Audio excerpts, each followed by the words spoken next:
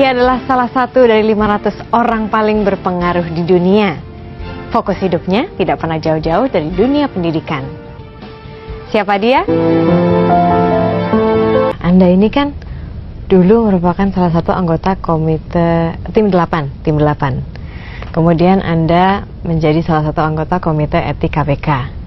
Mengapa sih Anda begitu concern terhadap pemberantasan korupsi? Republik ini punya begitu banyak persyaratan untuk maju, berkembang, dan potensinya luar biasa. Yang menghentikan ini adalah korupsi. Korupsi itu faktor penghambat yang luar biasa bagi peningkatan kesejahteraan. Korupsi ada 3, Mbak. Korup karena kebutuhan. Kalau kebutuhan hidupnya, kerja misalnya nih, gajinya hanya cukup hidup 15 hari, terus 15 hari berikutnya apa sebulan? Ya dia terpaksa harus korup, bukan? Ini korup karena kebutuhan nih. Di situ sistem pergajian harus diganti. Jadi kebutuhannya terpenuhi. Lalu yang kedua, korup karena keserakahan. Ada tuh yang korup karena serakah. Udah terpenuhi kebutuhannya, tetap aja korup. Nah, korup yang karena keserakahan ini, hukumannya apa? Rasa takut. Jika dia akan dimiskinkan total, dia menghadapi hukuman yang amat berat, tak ada maaf, maka korup itu menjadi irasional. Lalu yang ketiga, korup karena sistem.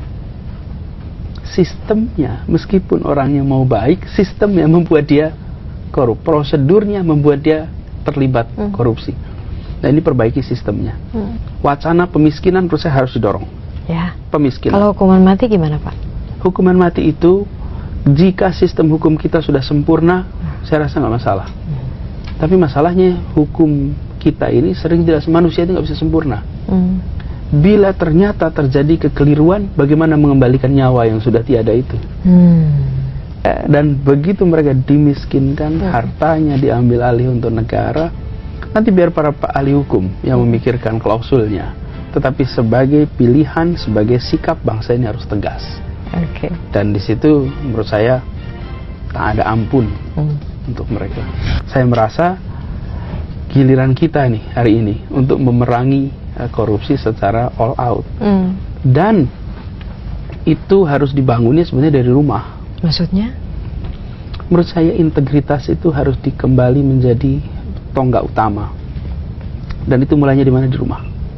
Caranya menumbuhkan orang integritas? Orang tua adalah pendidik terpenting untuk integritas. Saya selalu menganjurkan bagi ibu-ibu, bapak-bapak, bilangin sama anaknya, tolong kamu jangan mencuri ya. Ibumu tidak melahirkan pencuri, dan ibumu nggak melahirkan koruptor. Jangan sekali-sekali kalian korup. Berapa yang memberikan pesan kepada anaknya? Garisnya jelas. Ambil pilihan karir apapun juga, tapi tolong satu saja, jangan mencuri. Itu aja cukup. Jadi pesan itu dari rumah, bukan pesan ini kita mencoba di universitas. Sebetulnya kan harusnya dari rumah tuh. Biarkan setiap kali kita bertindak, berbuat tuh ingat ibu kita. Ada anak yang tega untuk bilang sama ibunya, Bu, saya jadi pencuri. Rahim ibumu tidak dipakai untuk lewatnya seorang calon koruptor. Hari ini kita masih tidak menganggap ini sebagai masalah penting. Kita masih bilang pokoknya cari karir. Bahkan yang menjadi masalah untuk bisa lulus, orang tua ikut beli ujian, orang tua ikut. Kan itu dari rumah, bukan? Bagaimana berharap anak-anak ini menjadi champion untuk anti korupsi ketika dia menyaksikan di rumah justru menghalalkan segala cara. Inilah menurut saya kunci kalau kita mau memperbaiki.